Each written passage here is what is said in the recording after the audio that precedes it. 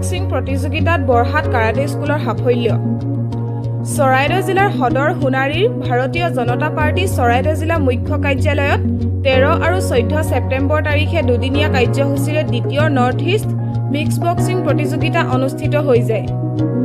উত্তৰ পূব ভাৰতৰ 4খন ৰাজ্যৰ খেলুৱৈয়ে অংশগ্ৰহণ কৰা প্ৰতিযোগিতাত বৰহাট কাৰাটে স্কুলৰ 5জন প্ৰতিযোগীয়ে অংশগ্ৰহণ কৰিছিল আৰু 5জনেই বিজয়ী হৈ বৰহাট কাৰাটে স্কুললৈ গৌৰৱ কঢ়িয়াই আনে। সোণৰ পদকপ্ৰাপ্ত বিজয়ী প্ৰতিযোগীসকল বৰহাট নলিনী পথাৰ গাঁৱৰ নৱ গগৈ, বৰহাট উত্তৰ সুন্দৰ গাঁৱৰ ৰোহিত লিম্বু আৰু বৰহাটৰ প্ৰান্তিক দুৱাৰা। ৰূপৰ পদকপ্ৰাপ্ত বিজয়ী প্ৰতিযোগীসকল হাপেখাতিৰ আতালপথাৰ গাঁৱৰ অভিনৱ চাংমাই আৰু বৰহাট নলিনী পথাৰ গাঁৱৰ কৌশিক গগৈ। বিজয়ী প্ৰতিযোগীসকলে বৰহাট কাৰাটে স্কুলৰ 4ৰ্থ দান ব্লেক বেল্ট, আন্তঃৰাষ্ট্ৰীয় খেলুৱৈ চিতৰীয় সন্থা অসমৰ সভাপতি ৰাতুল গগৈৰ তত্বাৱধানত প্ৰশিক্ষণ গ্ৰহণ কৰি আছে। চৰাইদেউৰ পৰা ৰাতুল গগৈ ৰিপৰ্ট।